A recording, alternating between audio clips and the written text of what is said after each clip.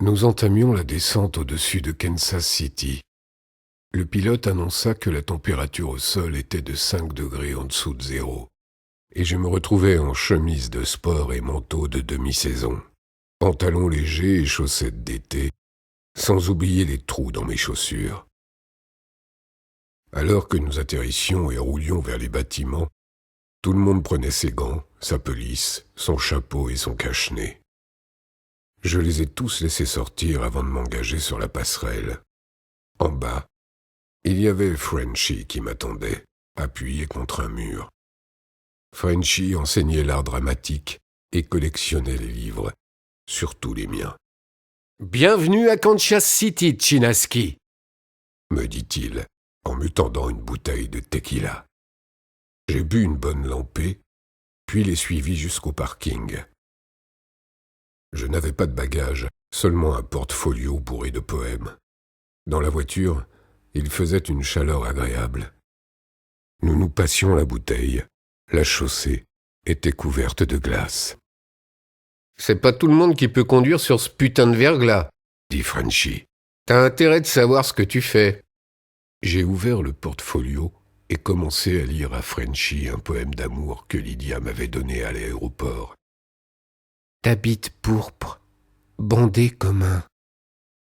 Quand je presse tes boutons, des giclées de pu, comme du sperme. »« Oh merde !» a hurlé Frenchy. La voiture a fait un tête-à-queue. Frenchy s'arc-boutait sur le volant. « Frenchy !» j'ai dit, en m'emparant de la bouteille de tequila pour boire un coup. « On va pas y arriver !»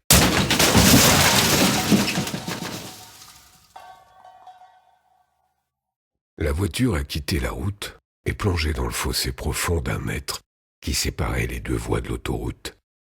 J'ai passé la bouteille à Frenchy. On est sorti de la voiture et on a escaladé la pente. Puis, on a fait de l'autostop en partageant le restant de la bouteille. Une voiture s'est enfin arrêtée.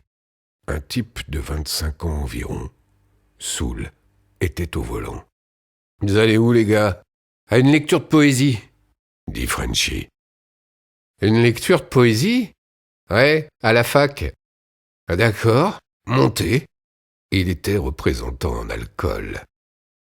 Des casiers de bière encombraient la banquette arrière de sa voiture. « Prenez une bière !» il a dit. « Et passez-m'en une !» On est arrivé à la fac. Il nous a conduits jusqu'au centre du campus et s'est garé sur la pelouse devant l'auditorium. Nous n'avions que 15 minutes de retard. Je suis sorti, malade, et vomi. Puis, nous sommes entrés tous les 3.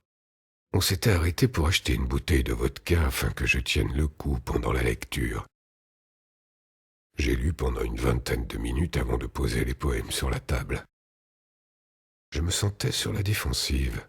« Ces conneries me rasent !» dis-je. « Parlons ensemble !» J'ai fini par hurler des trucs au public qui me répondait en hurlant. Le public n'était pas mal. Il faisait ça gratis. Au bout d'environ une autre demi-heure, 2 professeurs m'ont sorti de là. « Nous avons une chambre pour vous, Chinaski, » me dit l'un d'eux.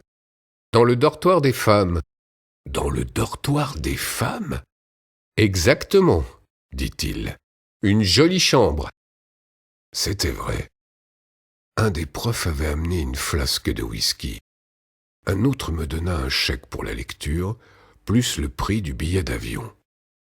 On s'est assis pour boire le whisky et discuter le coup. Je sombrais dans le cirage. Quand j'ai repris conscience, tout le monde était parti, mais la flasque était encore à moitié pleine. Je suis resté là, à boire et réfléchir. « Hé, tu es Chinaski, la légende Chinaski, c'est toi. Tu as une image, et maintenant tu es dans le dortoir des femmes. Des centaines de femmes entre ces murs, des centaines. » En tout et pour tout, je portais mon caleçon et mes chaussettes. Je suis sorti dans le couloir et me suis dirigé vers la porte la plus proche. J'ai frappé. Hé, je suis Henry Chinaski, l'écrivain immortel. Ouvrez, je vais vous montrer quelque chose. J'entendais les filles glousser. Oh, ok, j'ai fait. Combien êtes-vous là-dedans? 2, 3? Ça fait rien. 3, ce sera parfait. Pas de problème. Vous m'entendez? Ouvrez! Je possède un énorme truc violacé. Écoutez, je vais frapper à la porte avec ce truc. J'ai fermé mon poing et cogné sur la porte avec. Elle n'arrêtait pas de glousser. Alors comme ça, vous ne voulez pas laisser entrer Chinaski, hein? Eh bien, allez vous faire enculer! J'ai essayé la porte suivante. Hé, les filles, voici le meilleur poète des 18 derniers siècles. Ouvrez la porte, je vais vous montrer quelque chose. Un morceau de choix pour les petites lèvres de votre vagin. J'ai essayé la porte suivante. J'ai essayé toutes les portes de l'étage avant de descendre l'escalier jusqu'au 2e pour frapper à toutes les portes, puis essayer toutes les portes du 1er. J'avais le whisky avec moi, mais j'en ai eu marre. Il me semblait que j'avais quitté ma chambre depuis des heures. Je picolais tout en marchant. Pas de peau. J'avais oublié où se trouvait ma chambre, à quel étage elle était. Au bout d'un moment, je n'ai eu qu'une seule envie, retourner à ma chambre. De nouveau, j'ai essayé toutes les portes, silencieusement cette fois, très conscient de mon caleçon et de mes chaussettes. Pas de peau. Les plus grands hommes sont les plus solitaires. De retour au 3e étage, j'ai tourné un bouton de porte, et la porte s'est ouverte. Je suis tombé sur mon portfolio de poèmes, les verres vides, les cendriers débordant de mégots, mon pantalon, ma chemise, mes chaussures, mon manteau. Un vrai miracle. J'ai refermé la porte, me suis assis sur le lit et ai terminé la flasque de whisky que j'avais toujours avec moi. Je me suis réveillé. Il faisait jour. J'étais dans un endroit bizarre et propre, meublé de 2 lits, 2 rideaux, plus la télé et une baignoire. Dehors, il y avait de la neige et de la glace. J'ai fermé la porte et inspecté les lieux. Je ne voyais pas d'explication. J'avais une gueule de bois du tonnerre de Dieu et me sentais déprimé. J'ai tendu la main vers le téléphone et demandé un appel longue distance à LA, le numéro de Lydia. Chérie, je sais pas où je suis. Je croyais que tu étais parti à Kansas City. Bah oui, mais maintenant je sais vraiment plus où je suis. Tu piges? Je viens d'ouvrir la porte pour jeter un coup d'œil dehors. Y a rien que des routes gelées, de la glace et de la neige. Où as-tu dormi? La dernière chose que je me rappelle, c'est que j'avais une chambre dans le dortoir des femmes. T'as probablement fait le con et ils t'ont déménagé dans un motel. T'en fais pas. Quelqu'un va sûrement venir s'occuper de toi. Bon Dieu, tu n'éprouves donc aucune sympathie pour moi? Tu as sûrement fait une connerie.